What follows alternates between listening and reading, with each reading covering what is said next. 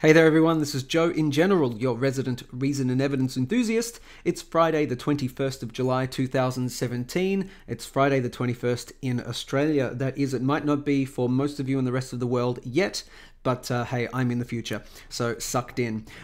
This is a very brief Bitcoin price update. Now, I normally do only one Bitcoin analysis per week, and I actually did that yesterday, about 19 hours ago. It was entitled Quick and the Dead. This is where we were in that video. We were hovering around the price of $2,340 US based on the Bitstamp exchange. We'd come off this very large and quick dip down to 1830 and a very quick rise back up to around that 2340 mark, which I mentioned. That was signaling to me that the buyers were definitely in control of the market, and then quite likely a bias to the upside, or a bias for a continuation of a consolidation through time rather than breaking down further down through 1830. Well, around about an hour after uploading this video, we started seeing some major price movements. And you guys already know this, obviously, because you're keen on the Bitcoin price, but just for dramatic effect, here's where we were, and here's where we are now. Holy moly. This is where we were, 2340 roughly, and we have skyrocketed all the way up to a high of 2,938. That's coming close to the high of, or the all-time high of 2,980. We have since retraced back down to close to this little key level here of 2,650 roughly. But this is where we are now. We're hovering around about $2,750. Again, the Bitstamp exchange, priced in US dollars, and we're using the bitcoinwisdom.com website. So the big question is, why did this happen? I'm sure most of you have a good idea as to why.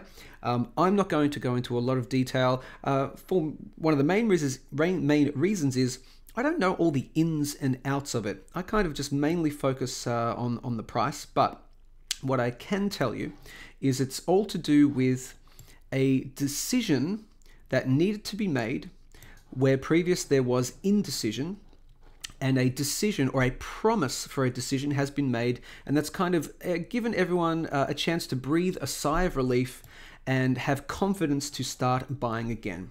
Okay, so if you want to do more research, research what is BIP91 and why does it matter.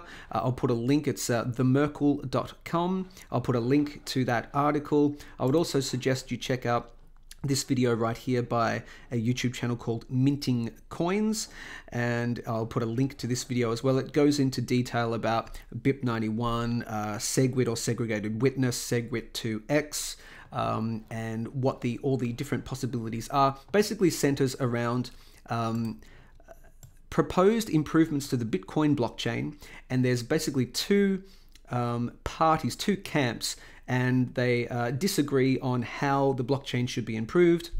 One camp wants to see a split in the blockchain, essentially creating two different Bitcoins, and the other one wants to keep it as one Bitcoin, improve things, but still just have one Bitcoin. So as I said, there was some indecision, and people are thinking, oh man, what's going to happen? The decision hasn't been made yet. Do I buy now?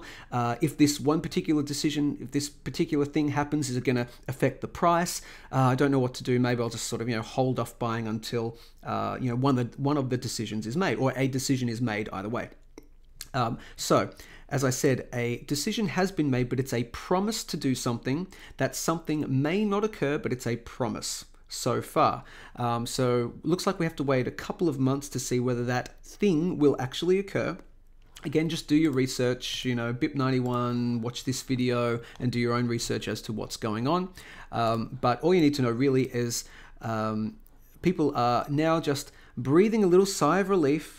They've got a little bit more time up their sleeves, and so they're more confident to start aggressively buying again, and that's the reason why we're seeing this price rise. Now, if anyone has a better explanation better explanation than me, put some comments in the YouTube video, of course, and put some links to other articles or links to other YouTube videos, because I want to give you guys as much info as possible, but that's kind of as much as I know about it.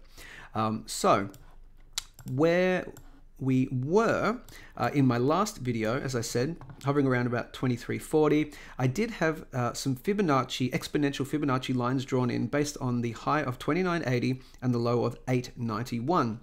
I have since removed those because we have seen this large price rise and I don't think they're coming into play now. I have also, you might notice, right here, you'll see I had this downtrend line marked in because we're still hovering around that kind of, that downtrend line. It was a good little trend line to use, but since we've had this large price rise above that, I have since removed that. I may put it back in eventually depending on where the price goes, but just for now it has been removed. So let's have a look at where the price could dip from here if we do have a bit of a dip. As I said, we did come back down to this little significant point here of 2650 roughly. Of course, we could come back down to where we broke out from at around about 2400. And, you know, I very much doubt this is going to occur now, but if we are going to see lower prices from here, we do need to see it break really very closely down to this old low, of 1830.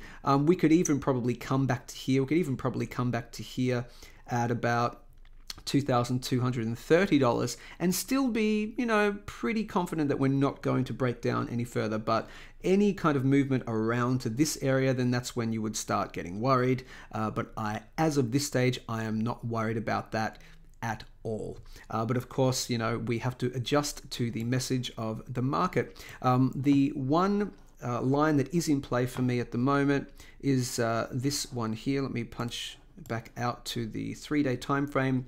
Of course, subscribers to my channel are used to seeing these lines here. These are trend channels, and these lines drawn in, well, not that you really draw them in, but drawn in here are based on this original trend channel here. Basically, you just try and match the distance between here and here and put a line here which matches the distance between here and here, right?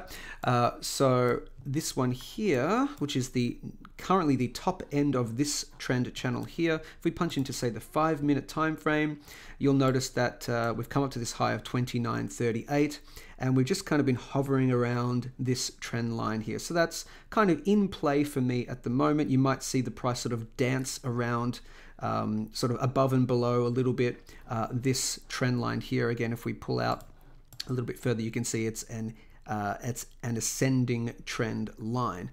But it seems much sooner rather than later now we will be seeing a test of 2980 and breaking through that all-time high and creating new highs. When that's going to be, I'm not going to say it's going to happen tomorrow. We could certainly have a consolidation back down, maybe even this downtrend line may come back into play again. We could come back down to around about here, and maybe I'll pop that downtrend line back in, this one here. But I have removed it for now. I think we'll skirt around this trend line for the moment. But if we do break into all-time highs, where are we going from here?